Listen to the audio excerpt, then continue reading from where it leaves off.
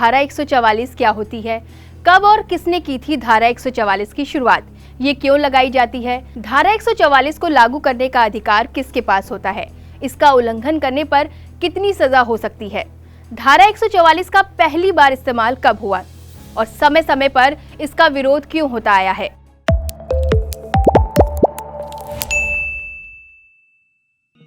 नमस्कार, मेरा नाम है नैन्सी वाजपेयी और आप देख रहे हैं एबीपी लाइव।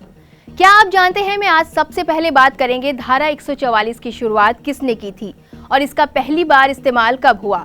धारा 144 को संवैधानिक भाषा में कोड ऑफ क्रिमिनल प्रोसीजर यानी सीआरपीसी की धारा 144 कहते हैं। ऐसा कहा जाता है कि राज रत्न ईएफ देबू नाम के एक अफसर ने धारा 144 की रूपरेखा तैयार की थी, जिसका पहली बार इस्तेमाल 1861 में बड़ौदा स्टेट में हुआ था। इसकी मदद से बड़ौदा स्टेट में अपराध पर काफी काबू पाया जा सका था। क्या आप जानते हैं धारा 144 को लागू करने का मकसद क्या होता है, इसे कब लागू किया जाता है। धारा 144 का प्रमुख मकसद कई लोगों को एक जगह पर इकट्ठा होने से रोकना होता है।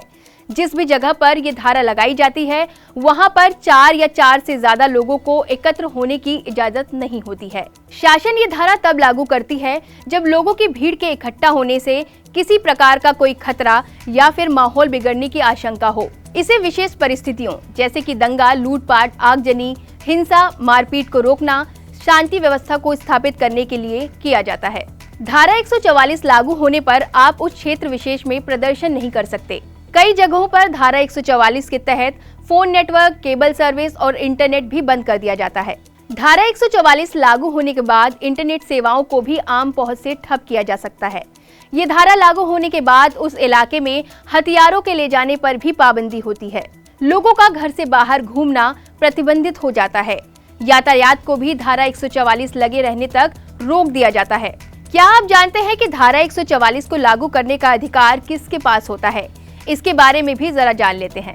जवाब है डीएम, एसडीएम या फिर एग्जीक्यूटिव मजिस्ट्रेट जैसे बड़े अधिकारी। दरअसल सीआरपीसी की धारा 144 के तहत जिले के इन बड़े अधिकारियों को ये अधिकार मिलता है कि वो कानून व्यवस्था बिगड़ने की स्थिति में राज्य सरकार की ओर से एक आदेश जारी कर अपने क्षेत्र में इस निषेधाज्ञा को लागू कर सकते हैं।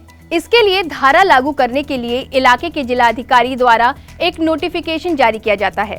इसके अलावा ये कानून राज्य सरकारों और स्थानीय पुलिस को कई विवेकाधीन अधिकार भी देता है, जैसे कि लोगों की सुरक्षा, कानून व्यवस्था, संभावित खतरे का हवाला देकर इस धारा का उपयोग किसी एक व्यक्ति को प्रतिबंधित करने के लिए भी किया जा सकता है। और ये जान ले कि इस निषेधाज्ञा की अवहेलना करना कानूनन जुर्म होता है। अगर धारा 144 का इस्तेमाल आउट ऑफ कंट्रोल सिचुएशन को कंट्रोल करने की स्थिति में इस्तेमाल किया जाता है तो फिर धारा 144 का समय समय पर विरोध क्यों होता है। यहाँ तक कि गांधी जी भी इसके खिलाफ थे। इसके बारे में क्या आप जानते हैं? दरअसल कई लोगों का मानना है कि विरोध प्रदर्शनों को विफल करने के लिए इस कानून का दुरुपयोग किया जाता है। वहीं ब्रिटिश शासन के दौरान राष्ट्रवादी प्रदर्शनों पर शिकंजा कसने के लिए इसे बार बार इस्तेमाल किया गया था। गांधी जी ने भी इस कानून का उल्लंघन करके चंपारण सत्याग्रह किया था। इन सब के बावजूद धारा 144 न सिर्फ आजादी के बाद भी जारी रही, बल्कि इसका इस्तेमाल भी समय समय पर खूब होता रहा। इसी कारण समय समय पर धारा 144 का विरोध भी होता आया है।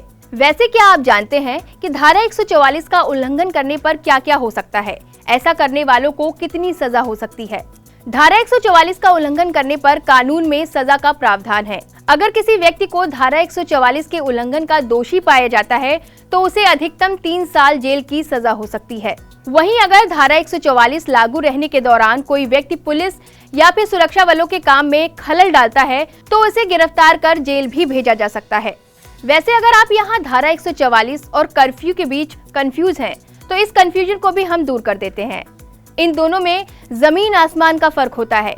वो कैसे, क्या आप जानते हैं? यहाँ आप एकदम क्लियर हो जाइए कि धारा 144 और कर्फ्यू दो अलग अलग चीजें हैं। धारा 144 लागू होने पर किसी जगह पर 4 या उससे ज्यादा लोग जमा नहीं हो सकते, जबकि कर्फ्यू में आप अपने घरों से भी नहीं निकल सकते हैं।